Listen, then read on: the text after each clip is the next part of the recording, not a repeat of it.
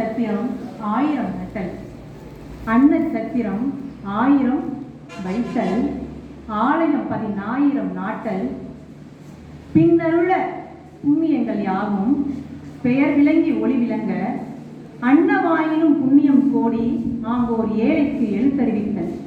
எழுத்தறிவித்தவன் இறைவனாவான்.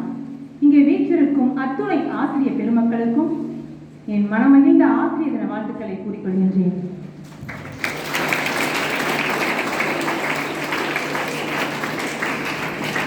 இன்றைய நாள் நம் தேச தலைவர்களை கொண்டாடி கொண்டிருக்கின்றோம். ஒவ்வொரு நாளும் காமராஜர் பிறந்த நாள், அப்துல் கலாம் பிறந்த நாள் என்று நமக்கு தெரிந்த தேச தலைவருடைய பிறந்த நாளை எல்லாம் நாம் கொண்டாடி கொண்டிருக்கின்றோம்.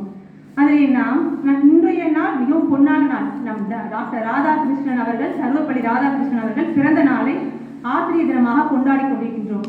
ஏன் நாம் ஒரு தேச தலைவருடைய நாட்களை ஆசிரியர் தினமாக கொண்டாடவில்லை? ஏன் நாம் ஒரு குடியரசுத் தலைவருடைய பிறந்த நாளை ஆசிரியர் தினமாக கொண்டாடி கொண்டிருக்கின்றோம்? ஏன் இந்த ஆசிரியர் தினம்? எதற்காக இந்த ஆசிரியர் தினம்?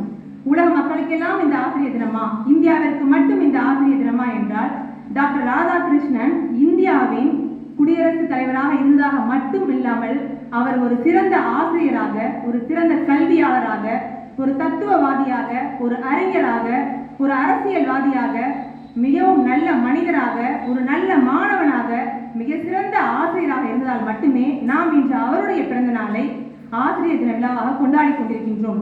ஒவ்வொரு வருடமும் செப்டம்பர் 5ஆம் தேதி நாம் இந்திய அளவில் உள்ள சிறந்த ஆசிரியர்களை, சிறந்த ஆசிரியர்கள் என்றால் அத்துணை ஆசிரியர்களும் சிறந்த ஆசிரியர்களே, மிக சிறப்பாக சேவை ஆற்றிய ஆசிரியர்களை தேர்ந்தெடுத்து நமது இந்திய நாட்டிலே அவர்களுக்கு குடியரசுத் தலைவர் மாளிகையில் சிறந்த நல் ஆசிரியருக்கான விருது வழங்கப்பட்டுக் கொண்டிருக்கின்றது. இந்த பொன்னாளிலே இங்குள்ள ஆசிரியர்களும் இந்திய தேசத்தில் உள்ள ஆசிரியர்களும் அத்துணை பேருமே நல்ல ஆசிரியர்கள் விருதுக்கு தகுதியானவர்கள் மட்டுமே என்று நான் நம்புகின்றேன்.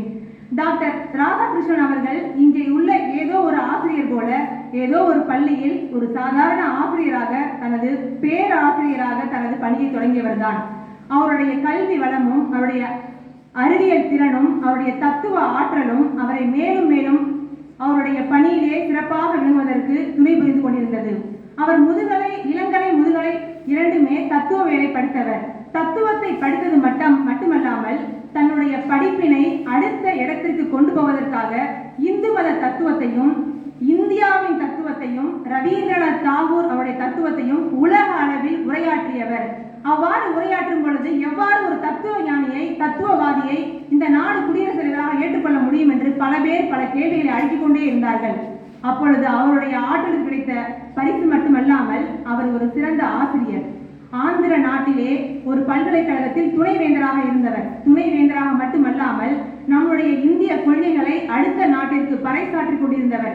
இன்று நம் கையிலே அலைபேசி மின்னிக் கொண்டிருக்கின்றது. நாம் நினைத்தால் ஒரே ஒரு உரையை அவ்வளவு நம் வேகமாக எடுத்து நாம் அடுத்த இடத்தில் நம்ம கொடுத்து கொண்டிருக்கலாம். ஆனால் 1950 காலகட்டங்களில் எந்த ஒரு அலைபேசி வசதியும் இல்லாத காலங்களில் அவர் உலக அளவில் நம்முடைய நாட்டு தத்துவ கொள்கையை அவ்வளவு எளிதாக கொண்டு சேர்க்கும் பொழுது அவர் மிகவும் தகுதியானவர் என்று இந்த இந்திய நாடு அவரை ஏற்றுக்கொண்டது.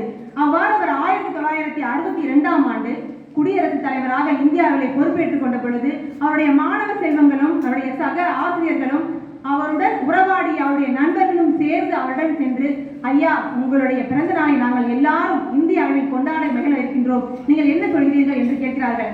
அதற்கு ராதாகிருஷ்ணன் மிகவும் பொறுமையாக, என்னுடைய பிறந்த நாளை இந்திய அளவில் கொண்டாடுவது எனக்கு விருப்பமில்லை. என்னுடைய பணி ஆசிரியர் பணி. நான் எந்த இடத்திற்கு சென்றாலும் நான் உணர்வது நான் ஒரு சிறந்த ஆசிரியர் என்று. நான் சிறந்த ஆசிரியர் என்றால் இந்த இந்திய தேசத்திலே ஆசிரியர் பணி புரிகின்ற அத்துணை பேருமே சிறந்த ஆசிரியர்கள். ஆதலால் என்னுடைய பணியை முன்னிறுத்தி இந்த ஆசிரியர் தினமாக என்னுடைய பிறந்த நாளை கொண்டாட வேண்டும் என்று மிகவும் பொறுமையுடன் கேட்டுக்கொள்வதன் பேரில் அத்துணை பேரும் அதற்கு செவிசாய்த்து அன்றிலிருந்து 1962 செப்டம்பர் 5ஆம் தேதியிலிருந்து நம்முடைய இந்தியாவிலே ஒவ்வொரு வருடமும் ஆசிரியர் தினம் மிகவும் சிறப்பாக கொண்டாடப்பட்டு கொண்டு வருகின்றது. அவ்வாறு ராதாகிருஷ்ணன் ஒரு ஆசிரியர் என்பது சாதாரண பணி அல்ல, ஒரு சகிப்புத்தன்மை உள்ள பணி, ஒரு உயிரோட்டமான பணி, ஒரு ஆய்வு ரீதியான பணி, ஒரு அறிவியல் பணி, மிகவும் உணர்ச்சி உள்ள பணி, பொறுமையுள்ள பணி, கல்வியை மட்டுமல்லாமல் நற்பண்புகளையும் நல்ல ஒழுக்கங்களையும் அறம் சார்ந்த நெறிமுறைகளையும் கற்பிக்கும் ஒரு உன்னதமான பணி என்று அவர் செல்வாக்குடைய பணி என்று ஆசிரியர் பணிக்கு இதுதான் என்று குறிப்பிட்டு சொல்ல முடியாது என்று இத்துணை ஆசிரியர்களையும் உலகத்தில் உள்ள அத்துணை ஆசிரியர்களையும் தெளிவுபடுத்துவதற்காக இன்றைய தினத்தை அவர் ஆசிரியர் தினமாக அறிவித்து விட்டு சென்றார். நாம் இன்றளவும் ஒவ்வொரு மாணவர்களும் ஒவ்வொரு ஆசிரியரையும் அவ்வளவு உளமாக நாம் கொண்டாடி வந்து கொண்டிருக்கின்றோம். ஒரு ஆசிரியர் எவ்வாறு இருக்க வேண்டும், இப்படியெல்லாம் இருக்க வேண்டுமா, அப்படியெல்லாம் இருக்க வேண்டுமா என்று ஒரு வட்டமிட்டோ ஒரு கட்டமிட்டோ நாம் அளவுகோலிட்டு பேச முடியாது, கூறவும் முடியாது.